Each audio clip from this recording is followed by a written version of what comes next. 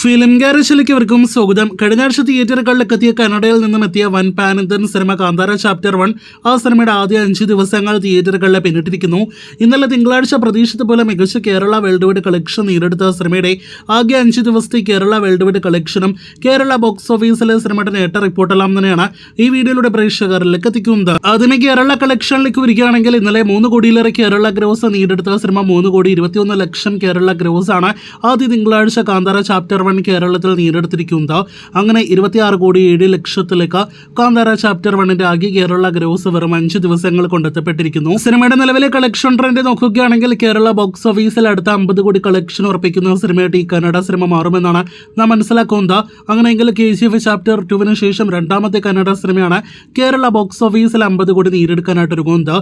ഇതിനിടയിൽ കാന്താരയുടെ ആദ്യ ഭാഗം 2022 തിയേറ്ററുകളിലേക്ക് എത്തിയ സിനിമയുടെ ഫൈനൽ കേരള കളക്ഷനും കാന്താര ചാപ്റ്റർ 1 ആദ്യ വീക്കെൻഡ് കളക്ഷൻ കൊണ്ട് മറികടന്നിരിക്കുകയാണ്. കാന്താരയുടെ ആദ്യ ഭാഗം 2022 കേരളത്തിൽ വൻ വിജയം നേടിയെടുത്ത സിനിമയാണ്. 18,50,00,000 രൂപയായിരുന്നു സിനിമയുടെ ഫൈനൽ കേരള ഗ്രോസ്.